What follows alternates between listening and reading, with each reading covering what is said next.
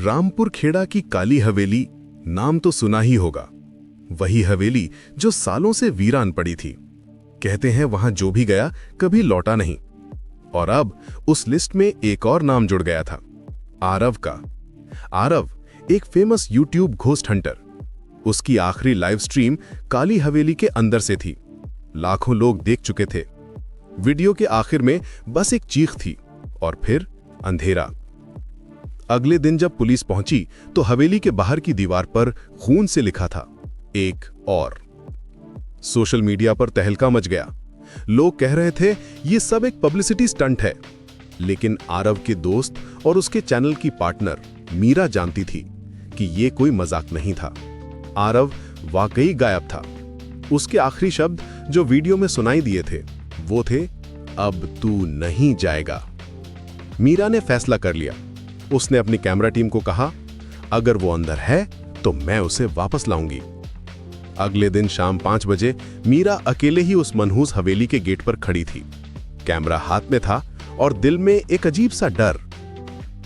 हवेली अंदर से और भी भयानक थी। दीवारों पर जाले, हवा में सीलन की गंध और एक अजीब सी खामोशी, जैसे हवेली खुद सांस रोककर उसे देख रही हो। चलते चलते उसे एक पुराना खत मिला। लिखा था, तहखाना कभी मत खोलना क्योंकि असली चीज नीचे है। मीरा का दिल जोर से धड़का। आरव की आखिरी लोकेशन तहखाने की ही थी। वो कांपते कदमों से सीढ़ियां उतरने लगी। नीचे और भी ज्यादा अंधेरा था। उसने टॉर्च जलाई तो सामने एक बड़ा सा लोहे का पिंजरा था और पिंजरे के अंदर कोई बैठा था। आरव, मीरा ने धीरे से आवाज दी। वो साया धीरे से पलटा। वो आरव ही था, लेकिन उसकी आंखें वो पूरी तरह काली थीं और उसके चेहरे पर एक अजीब डरावनी मुस्कान थी। मीरा, एक ऐसी आवाज आई जो आरव की थी पर नहीं भी थी। वो आवाज खिंची हुई, बेजान सी थी। आरव, तुम ठीक हो? चलो यहां से। मीरा ने पिंजरे का दरवाजा खोलने की कोशिश की। वो ऊपर है, आरव ने फुसफुसाकर कहा। कौन ऊपर है? मीरा ने पूछा। अचानक आरव की मुस्कान और चौड़ी हो गई। उसने पिंजरे की सलाखें पकड़ ली और एक भयानक आवाज में बोला, हम हैं। मीरा डर के मारे पीछे हट गई।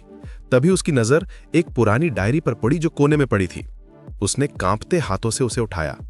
पहला पन्ना साल 1952 का था। लिखा था, रघुवीर सिंह ने इस हवेली के नीचे कुछ बुलाया था। ये तहखाना दरअसल एक कैद खाना है, लेकिन अब कैद टूट चुकी है। जैसे ही मीरा ने यह पढ़ा, पिंजरे का दरवाजा एक जोरदार झटके से खुल गया। वो चीज जो आरव जैसी दिख रही थी अब चारों हाथ पैर पर किसी जानवर की तरह चल रही थी और तेजी से मीरा की तरफ बढ़ रही थी। मीरा चीखते हुए भागी। उसे एक पतली सी सुरंग दिखी। वो उसी में घुस गई। भागते भागते वो सुरंग खत्म हुई और वो हवेली के पीछे वाले आंगन में जा गिरी। उसने पीछे मुड़कर देखा। वो चीज सुरंग के मुहाने पर खड़ी उसे घूर रही थी। मीरा ने राहत की सांस ली, लेकिन तभी उसकी नजर सामने पड़ी। आंगन में एक ताजा खुदी हुई कब्र थी और उस पर नाम लिखा था, आरव। वो जिंदा है, एक बूढ़ी आवाज आई। मीरा ने देखा एक बुजुर्ग आदमी पेड़ के नीचे खड़ा था। कौन जिंदा है? मीरा ने पूछा। तुम्हारा दोस्त, उस आदमी ने कहा। यह हवेली लोगों को मारती नहीं है बेटी, उन्हें रख लेती है। उनकी आवाज, उनका शरीर सब इस्तेमाल करती है। मीरा को कुछ समझ नहीं आ रहा था। तभी जमीन कांपने लगी। कब्र की मिट्टी हिलने लगी। मीरा और वो बुजुर्ग आदमी दोनों डर से उस कब्र को देखने लगे। धीरे धीरे कब्र में से एक हाथ बाहर निकला। मीरा की आंखें फटी रह गईं। उस हाथ की उंगली में वही अंगूठी थी जो उसने खुद पहनी हुई थी। वो हाथ मीरा का अपना हाथ था।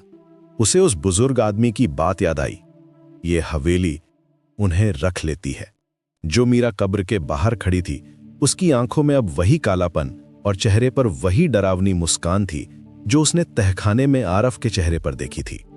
हवेली के अंदर से एक धीमी भयानक आवाज गूंजी, वो अभी पूरा नहीं हुआ है, 2 हो चुके हैं। उस रात गांव वालों ने काली हवेली की सबसे ऊपर वाली खिड़की में 2 साए दिखे, एक लड़के का और एक लड़की का।